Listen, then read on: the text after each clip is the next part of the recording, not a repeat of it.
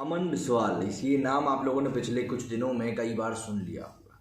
उस बंदे ने जो अपनी कहानी सुनाई, जिस तरीके से उन्होंने अपनी पूरी आप बीती बताई और जो जो उनके साथ हुआ, वो देखकर समाज का हमारा एक ऐसा ऐसा पहलू निकल के सामने आया है जो मौजूद है, जिसके बारे में लोग बात भी करते हैं लेकिन उसके बारे में कोई ध्यान नहीं देता।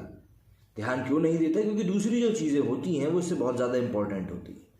सबसे पहली बात आ जाती है मेंटल हेल्थ की, उसके बाद बात आ जाती है हम वुमेन एम्पावरमेंट की बात करते हैं, पर मेन एम्पावरमेंट की, क्योंकि मेन को इस तरीके से देखा जाता है कि ये लोग उससे शोषण करने वाले। बट वही है ना कि हमारी धारणा बन चुकी है कि सभी लोग एक जैसे, सभी आदमी एक जैसे होते हैं, बट जो कि है नहीं। कई लोग बुरे होते हैं, कई लोग अच्छे होते हैं, और सेम ऐसी चीज़ महिलाओं के साथ भी है। ज़रूरी नहीं कि हर महिला अच्छी हो, ज़रूरी नहीं कि हर मर्द बेकार हो, बात ये आ जाती है। लेकिन इस केस ने जो चीज़ें हमको बताई हैं, जो चीज़ें हमारे समाज की हमारे सामने ला के रखी हैं, जिन चीज़ों की तरफ हमें ध्यान देना बहुत ज़रूरी हो चुका है आज के समय में, क्योंकि आज इंफॉर्मेशन टेक्नोलॉजी के ज़माने में हर एक चीज़ को जानना, हर एक चीज़ का निष्कर्ष निकालना, हर एक चीज़ के बायलॉ निकालना इतने आसान हो चुके हैं कि आप फिंगर टिप्स पे वो सब कर सकते हो। आपको कुछ नहीं करना, बस थोड़ा बहुत गूगल करना है। आपको थोड़ा बहुत दिमाग होना चाहिए जिससे कि आप चीज़ों को समझ सको और आप उस चीज़ के निष्कर्ष पे पहुंच सकते हो। अमन की कहानी में क्या सच है क्या झूठ है, वो सब चीज़ें आपके सामने आ चुकी हैं। किस तरीके से FIR दायर हुई, सब चीज़ें आपके सामने आ चुकी हैं। जो अक्यूज्ड हैं, जिनका नाम लिया गया है, उन्होंने भी अपना एक वीडियो जारी करके उन्होंने भी अपना स्टेटमेंट दे दिया है। हालांकि जिस तरीके से अमन ने चीज़ें सारी प्रूफ के साथ दिखाई हैं, वो समझ में आता है किस तरीके से चीज़ें कैरी आउट हुई होंगी। बट इस पूरी चीज़ से जो कुछ चीज़ें हैं जो समझ में आती हैं, देखिए पहली बात तो ये कि यारी दोस्ती में पैसों का लेन देन काफ़ी होता है।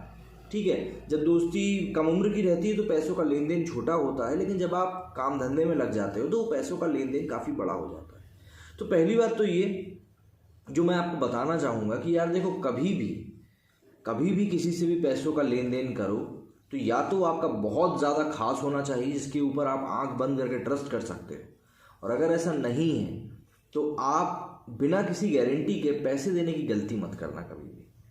क्योंकि पैसे एक बार आपने दे दिए और गारंटी आपके पास है नहीं, तो ये समाज इतना बुरा है कि कोई आप मतलब अपने आप को कहीं से कहीं तक आप बचा ही नहीं पाओगे, आप अपने आप को कहीं से कहीं सेव नहीं कर पाओगे। और आप में से कई लोग जो कि काफ़ी कम उम्र के लोग हैं, जो मुझसे भी जुड़े हुए हैं, आपको पता नहीं होगा शायद कि मार्केट से पैसे उठाने का मतलब क्या होता है, जिसके बारे में जिक्र अमन ने बार बार किया। भाई, अगर हमको कोई ये कहता है कि ठीक है मैं तुमको 1 लाख रुपए मार्केट से दिलवा दूंगा 3% पे, बात ये होती है 3% पे 2% पे अलग अलग चलता है। जैसे अभी यहाँ पे जहाँ मैं रहता हूँ वहाँ पे 3% का रेट चलता है।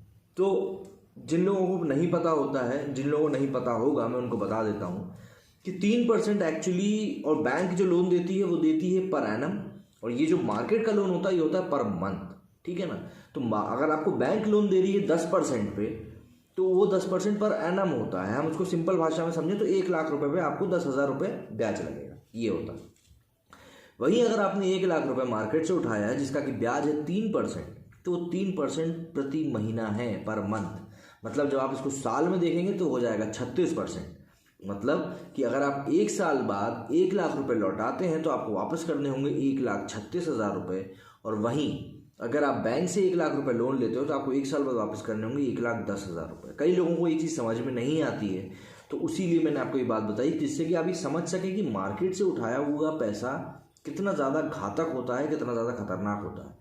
कई लोग हैं जो मार्केट से पैसा उठाने के चक्कर में उलझ के रह गए हैं, क्योंकि उसका ब्याज इतना ज़्यादा हो जाता है कि लोग वापस ही नहीं कर पाते।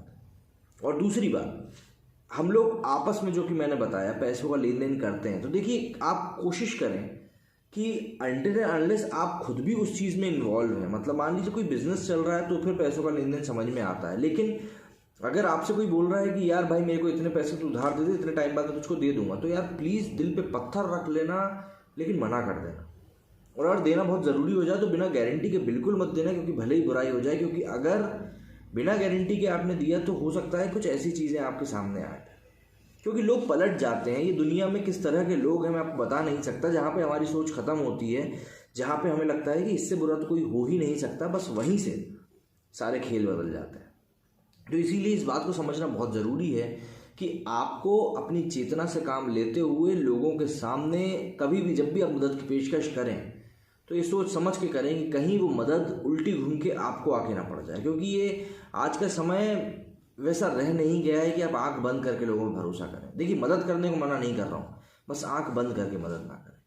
अमन के केस में जो हुआ उनको इंसाफ ज़रूर मिल जाएगा, इस बात का मुझे पूरा भरोसा है। मैं 3-4 दिन से इस चीज़ के बारे में बात करने की सोच रहा था, बट क्या है ना, कुछ चीज़ें ऐसी होती है जो आप उस अमन का वीडियो देखोगे ना तो आपको खुद ऐसा लगेगा कि यार कहीं ना कहीं आप भी हो उसके अंदर, कहीं ना कहीं आपको ऐसा लगेगा, क्योंकि उस वीडियो में सच्चाई है, वो आप उस इंसान की आंखों से देख सकते हो। बाकी जो भी होना है वो हमारी जो जस्टिस जुरिडिक्शन है उसके ऊपर हम वेट कर सकते हैं। बाकी लेकिन उम्मीद पूरी है कि उनको इंसाफ ज़रूर मिलेगा। लेकिन ये जो कुछ चीज़ें हैं जो इस बात से आपको सीखनी चाहिए, वो आपको सीखना बहुत ज़रूरी है, क्योंकि ये चीज़ें आप ध्यान में रखेंगे तो शायद लाइफ में आप ऐसे मोड़ पे कभी ना खड़े। मेरे इस वीडियो में इतना ही। उम्मीद करता हूँ कि अमन को भी जस्टिस जल्दी से जल्दी मिलेगा। जय हिंद, जय भारत।